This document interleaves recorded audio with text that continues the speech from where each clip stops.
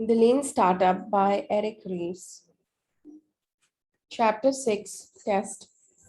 Subtopic The Concierge Minimum Viable Product.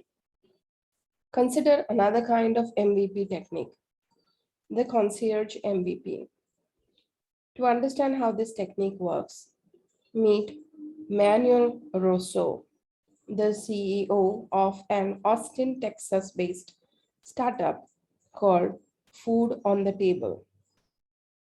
Food on the Table creates weekly meal plans and grocery lists that are based on food you and your family enjoy, then hooks into your local grocery stores to find the best deals in the ingredients. After you sign up for the site, you walk through a little setup in which you identify your main grocery store and check off the foods your family likes. Later, you can pick another nearby store if you want to compare prices. Next, you're presented with a list of items that are based on your preferences and asked, what are you in the mood for this week? Make your choices, select the number of meals you're ready to plan, and choose what you care about most in terms of time, money, health, or variety. At this point, the site searches through recipes that match your needs, prices out the cost of the meal for you, and lets you print your shopping list.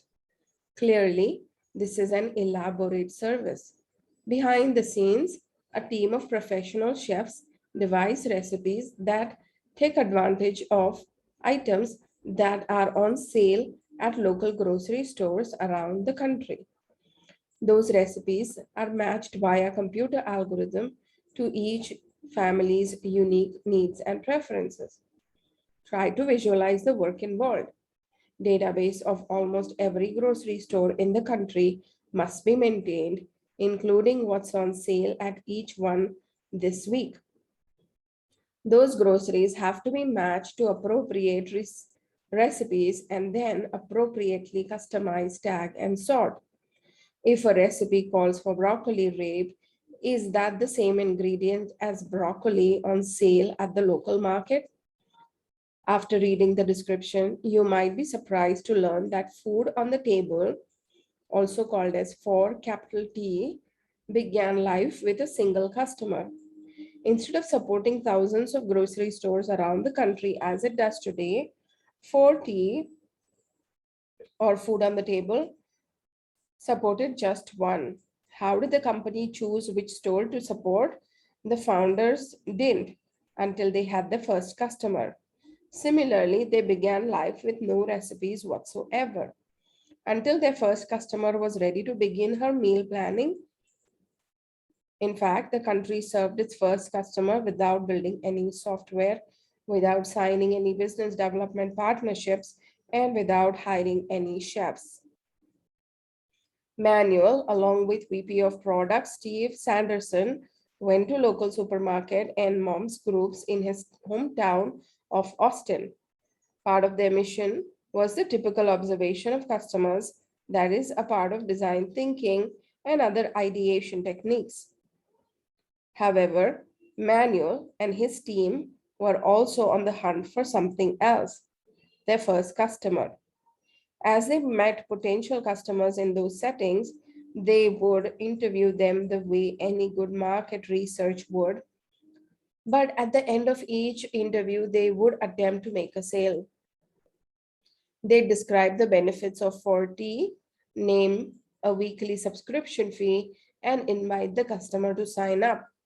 Most times they were rejected. After all, most people are not early adopters and will not sign up for a new service they have never seen. But eventually somebody did. That one early adopter got the concierge treatment. Instead of interacting with the ForT product via impersonal software, she got a personal visit each week from the CEO of the company. He and the VP of product would review what was on sale at her preferred grocery store and carefully select recipes on the basis of her preferences, going so far as to learn her favorite recipes for items she regularly cooked for her family. Each week, they would hand her in person a prepared packet containing a shopping list and relevant recipes, solicited her feedback, and made changes as necessary. Most important, each week they would collect a check of $9.95. Talk about inefficient. Measured according to traditional criteria, this is a terrible system, entirely non scalable, and complete waste of time. The CEO and VP of product, instead of building their business, are engaged in the drudgery of solving just one customer's problem. Instead of marketing themselves to millions, they sold themselves to one. Worst of all, their efforts did not appear to be leading to anything tangible. They had no product, no meaningful revenue, no database of recipes, not even a lasting organization. However, viewed through the lens of a lean startup, they were making monumental progress. Each week, they were learning more and more about what was required to make their product a success. After a few weeks, they were ready for another customer.